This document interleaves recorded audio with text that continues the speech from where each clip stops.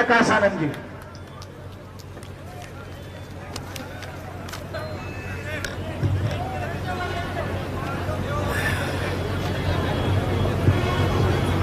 जय भीम। थक गए?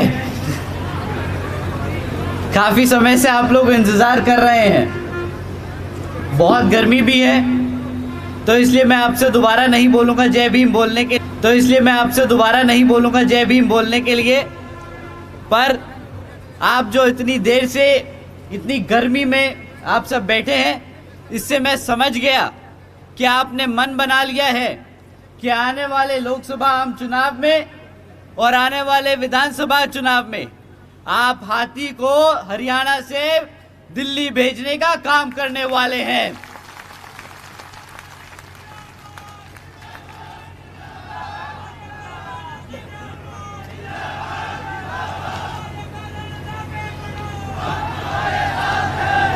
साथियों,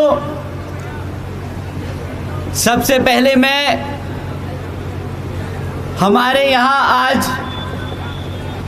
सभी बड़े बुजुर्ग और हमारी माताएं बहनें जो इतनी बड़ी संख्या में इस समीक्षा की रिव्यू मीटिंग में शामिल हुए हैं, तो आप सभी के लिए एक बार जोरदार तालियां हो जाएं। और हमारे जवान साथी, युवा साथी जो इतनी बड़ी संख्या में हमारे बड़े बुजुर्गों का ध्यान रखते हुए और इस कैडर कैंप में शामिल होने के लिए दूर दूर से चलकर आए हैं, तो एक बार जोरदार ताली हमारे सभी युवा साथियों के लिए। साथियों, ज़्यादा समय ना ज़ाया करते हुए मैं आज अपनी बात शुरू करने से पहले अपने सभी संतों, गुरुओं व महापुरुषों में खासकर महात्मा ज्योतिबा फूले, छत्रपति शाहूजी महाराज, नारायण गुरु, पेरियार रामास्वामी जी, बाबा साहब डॉक्टर भीमराव अंबेडकर जी एवं मान्यवर साहब श्री काशीराम जी को नमन करता हूँ। मान्यवर साहब श्री काशीराम जी की एकमात्र उत्तराधिकारी आदरणीय बहन कुमारी मायावती जी को भी मैं नमन करता हूँ।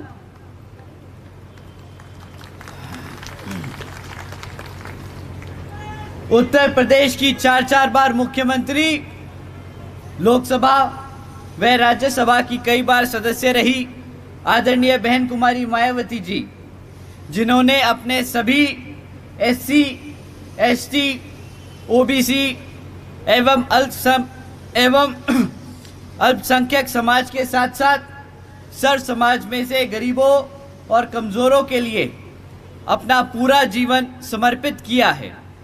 मुझे गर्व है कि मुझे ऐसे महान नेता के नेतृत्व में काम करने का मौका मिल रहा है। आदरणीय बहन कुमारी मायावती जी का मैं हार्दिक अभिनंदन और आभार व्यक्त करता हूं।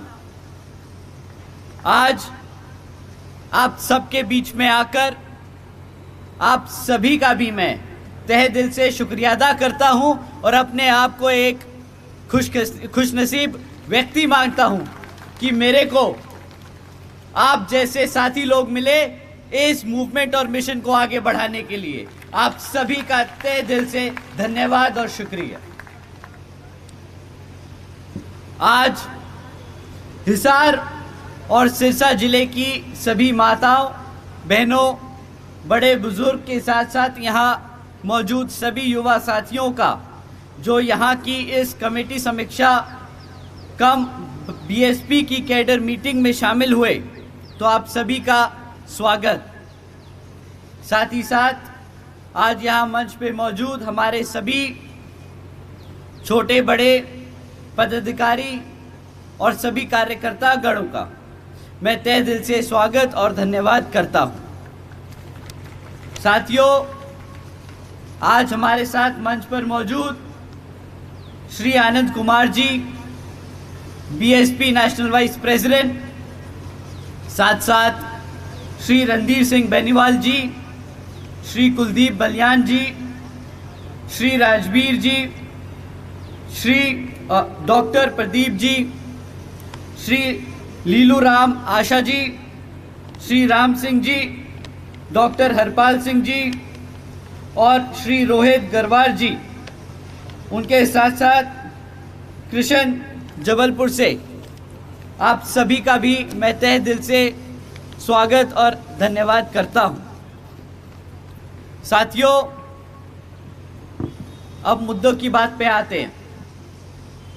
साथियों, जैसे कि आपको मालूम है कि बसपा को बने 39 साल हो चुके हैं और इन 39 सालों में हमारी पार्टी के संस्थापक परम पूज्य बाबा साहब, परम पूज्य मान्यवर साहब श्री काशीराम जी और एक छोटे से परिवार में जन्मी, दिल्ली की गलियों से निकलकर दिन रात एक कर अपना पूरा जीवन और अपना परिवार इस पार्टी व मिशन और मूवमेंट के लिए त्याग कर बहन जी ने हम दलितों और पिछड़े समाज को राजनीतिक की मुख्य धारा में लाने का काम किया। साथ ही साथ गरीबों और कमज़ोरों को इतना मान सम्मान दिया कि आज कोई भी राजनीतिक पार्टी हमारे इस वर्ग को नज़रअंदाज नहीं कर सकती।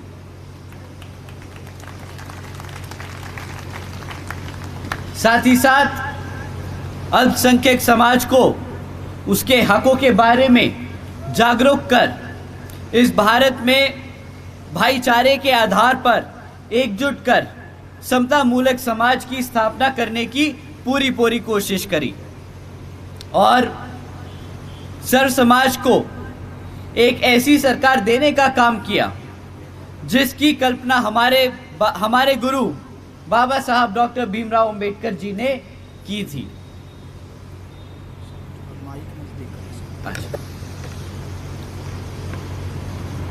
साथियों, इन 39 साल पहले ये पार्टी, ये मिशन, ये मूवमेंट मान्यवर साहब जी ने जब शुरू किया था तो आप सब ने उनका बढ़ चढ़कर साथ दिया और आप सब भी युवा हुआ करते थे। परंतु समय के साथ साथ जैसे जैसे मूवमेंट आगे बढ़ता गया, आप सबकी भी उम्र थोड़ी बढ़ती चली गई और इसी चीज़ को ध्यान में रखकर बहन जी ने आने वाली पीढ़ी, बोले तो अपने आने वाले भविष्य के लिए, इस मूवमेंट को जिंदा रखने के लिए एक महत्वपूर्ण निर्णय लिया कि हम सब, बहन जी ने ये मूवमेंट को आगे बढ़ाने के लिए निर्णय लिया कि आने वाली जो पीढ़ी है वो 50% हिस्सेदारी लेगी हमारे सभी कमेटी के हर स्तर पे। तो साथियों, जैसे जैसे मैं आपको बताना चाहूँगा कि आज जितना ज़रूरी हमारे लिए हर स्तर की कमेटी को बनाना है, उतना ही ज़रूरी हमारे युवा साथियों को उन कमेटियों में हिस्सा दिलाना है। साथियों, समय आ गया है कि आप सब बहन जी की तरह ही अपने घर से, अपने परिवार से, अपनी पार्टी के इस मूवमेंट को नई ऊंचाइयों तक पहुंचाने के लिए अपने बच्चों को पार्टी में शामिल कर उनको आगे बढ़ाने का काम करेंगे। साथियों, जैसा कि आप सबको मालूम है कि अब कुछ ही समय में लोकसभा के आम चुनाव होने वाले हैं और वर्तमान की बीजेपी जेजेपी सरकार आपको गुमराह करने के लिए साम दाम दंड भेद आदि का इस्तेमाल कर सकती है, पर आपको इनकी बातों में ना आकर इनसे इनके कामों के बारे में पूछना है। साथियों, जब आप उनसे इनके कामों के बारे में पूछेंगे तो आपको पता चलेगा कि इनके कामों की लिस्ट बहुत छोटी है और इनकी विफलताओं की लिस्ट बहुत लंबी। पिछले कई वर्षों से बीजेपी जेजेपी की सरकार चल रही है और आज तक भी ना यहाँ गाँवों में पक्की सड़कें बनी, ना यहाँ घरों तक 24 घंटे बिजली पहुंची, ना यहाँ नए स्कूलों का खोलने का काम किया गया, ना यहाँ रोजगार देने का काम किया गया, और ना ही यहाँ पे जाति और धर्म के आधार पर जो दंगे हो रहे थे उन पे लगाम लगाने का काम किया गया। साथियों, आज भी बीजेपी जेजेपी ने सरकारी नौकरियों में SC ST OBC भर्तियों पर रोक लगाकर रखी है। आपको जानकर हैरानी होगी कि आज भी 1,80,000 से ज़्यादा सरकारी नौकरियां हरियाणा सरकार में खाली पड़ी हैं। आज BSP कहती है कि अगर हमारी आने वाले विधानसभा आम चुनाव में सरकार बनेगी तो जैसे बहन जी ने अपने शासनकाल में यूपी में सबसे पहले आते ही जो सरकारी नौकरियों में बैकलॉग था उसको पूरा किया, उसको भरा, उसी तरह हरियाणा में सरकार बनने पर सबसे पहले बैकलॉग भरा जाएगा। साथियों, आज भी बीजेपी जेजेपी ने एजुकेशन पॉलिसी यहां पर लागू नहीं करी, और तो और इस सरकार ने अपने शासनकाल में 2,500 से ज्यादा स्कूलों को बंद करने का काम किया। साथियों, आज BSP कहती है कि जिस तरह पिछड़े बुंदेलखंड क्षेत्र में बाबा साहब doctor Bhimrao Ambedkar medical college और झांसी में मान्यवर श्री काशीराम जी पैरा मेडिकल ट्रेनिंग कॉलेज की स्थापना की थी, उसी तरह यहाँ पर भी हमारे बच्चों को एजुकेशन में आगे बढ़ने के लिए medical colleges, training centres, senior secondary schools, primary schools की स्थापना की जाएगी। साथियों, जब हमारे बच्चे पढ़ ही नहीं पाएंगे तो कहाँ से नौकरियां ले पाएंगे, और जब अपने नौकरियां नहीं मिलेंगी तो कैसे वो अपने पैरों पर खड़े हो पाएंगे। साथियों, जो इस सरकार ने हमारे बच्चों को पढ़ने से रोका है पिछले 5 से 10 सालों में, इससे इनकी ये जो मनुवादी सोच रखने वाली मानसिकता है वो दर्शाती है। तो आपको इनकी मीठी मीठी बातों में नहीं आना है, इनके ऊंचे लंबे चौड़े वादों को सुन के बहकना नहीं है। इनसे पूछना है कि भाई जो पिछले 10-15 सालों में एजुकेशन पॉलिसी को लेके आप लोगों ने इतना बड़ा मुद्दा बना के रखा है, उसको आज तक आपने ज़मीनी स्तर पे लागू क्यों नहीं किया। साथियों, आप सब जानते हैं कि किस तरह से हमारी आशा वर्कर्स लंबे समय से अपने हकों के लिए धरने पे बैठी हैं, और इस सरकार ने कितने समय तक उनको नज़रअंदाज किया है। तो साथियों, आज BSP कहती है कि हरियाणा में सरकार बनने पर हमारे आशा वर्करों की सबसे पहले सारी समस्याओं को हल किया जाएगा, उनका उचित समाधान किया जाएगा। साथियों, ये तो है बीजेपी और जेजेपी के हाल, परंतु राजनीतिक स्तर पर एक और नीच गंदी जो हमारे समाज को एक पिछले 50-60 सालों से दबाने की कोशिश कर रही कांग्रेस पार्टी भी है। साथियों, कांग्रेस पार्टी आपको कभी भी आपके बीच में आकर अपने काम गिनवाने के काम नहीं करेगी। वो आपको आकर BSP को गुमराह, हमारे BSP के वर्करों को, समर्थकों को गुमराह करने के लिए हमेशा सिर्फ एक ही लाइन बोलेगी कि BSP तो BJP की B टीम है। पर साथियों, जब जब कांग्रेस आपको ये बोले, आपके साथियों को ये बोले, आपको सीधा पलटकर बोलना है, भाई BJP की टीम है या नहीं है, तुम बताओ तुमने क्या काम किया पिछले 50-60 सालों में हरियाणा में। जब आप उनसे ये सवाल पूछेंगे तो उनकी हालत खराब हो जाएगी, पसीने छूटने लगेंगे, क्योंकि उनके पास आपको बताने के लिए कुछ नहीं है। अगर उनके दिल में जरा सी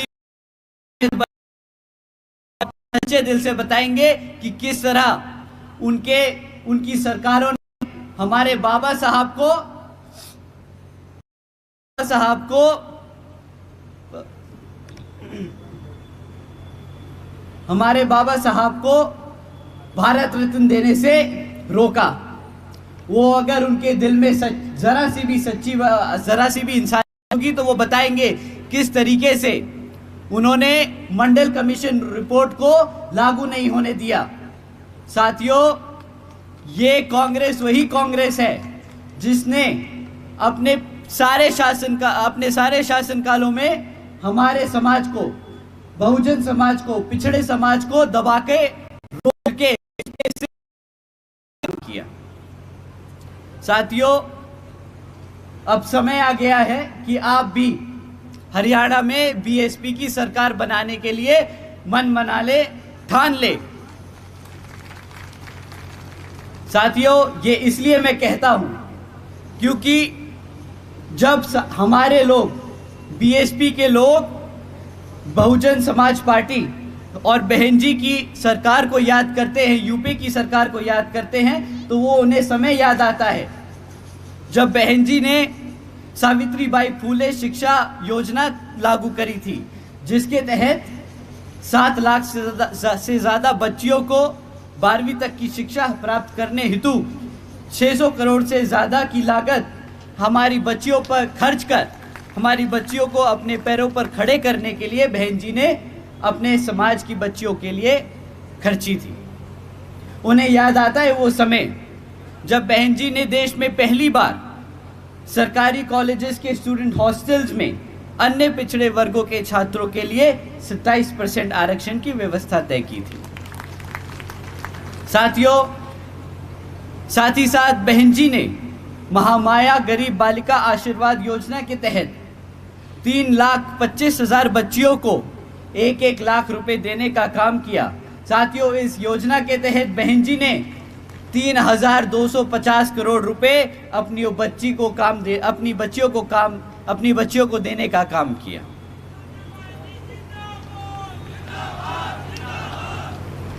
साथियों, बहन जी ने सरकारी नौकरियों के साथ साथ सरकारी ठेकों में भी आरक्षण की व्यवस्था लागू की। और साथियों, याद करते हैं वो समय कि किस तरह बहन जी ने सरकारी नौकरियों की भर्ती पर लगी रोक को हटाकर बहुजन समाज के साथ साथ सर समाज को, सभी जरूरतमंदों को, लोगों को नौकरी देने का काम किया था। साथियों, बहन जी ने प्रदेश की व्यवसायिक technical institutions, engineering colleges, polytechnic एवं इंडस्ट्रियल ट्रेनिंग इंस्टीट्यूट्स में अन्य पिछड़े वर्गों के लिए 27% सीटों की आरक्षण तय की थी।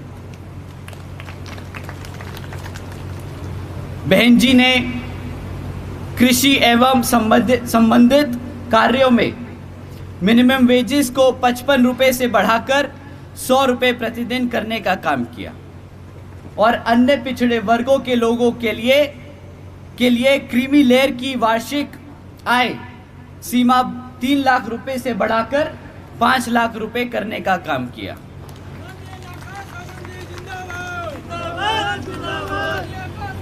साथियों, साथ ही साथ बहन जी ने गन्ना खरीदे के दाम को भी दुगना कर दिया था और आदरणीय बहन जी ने अपने शासनकाल में 90,000 से ज़्यादा शिक्षकों को सरकारी नौकरी दी, 1 लाख से ज़्यादा सफाई कर्मचारियों को भर्ती किया, 2 लाख से अधिक जवानों को पुलिस फोर्स में भर्ती किया।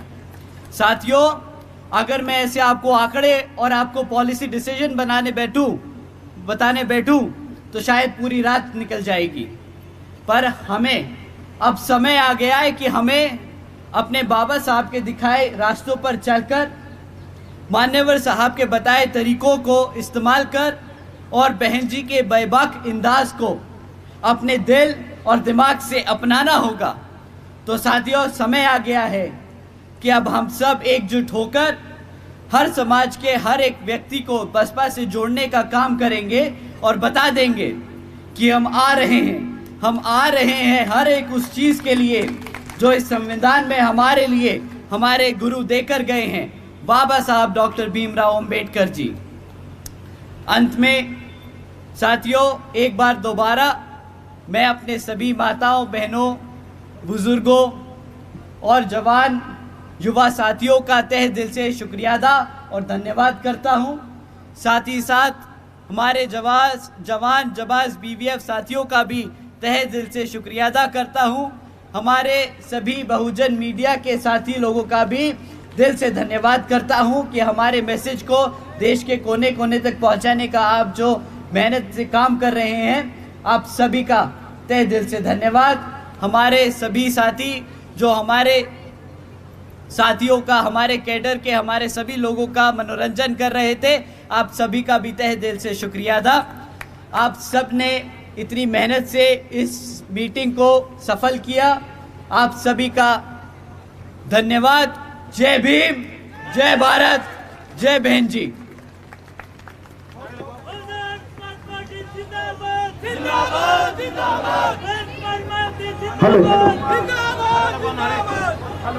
बाबा साहेब अमर रहे, बाबा साहेब अमर रहे, सबका श्रीराम जी अमर रहे, अमर रहे, अमर रहे। बहुजन समाज पार्टी जिंदाबाद, जिंदाबाद, जिंदाबाद।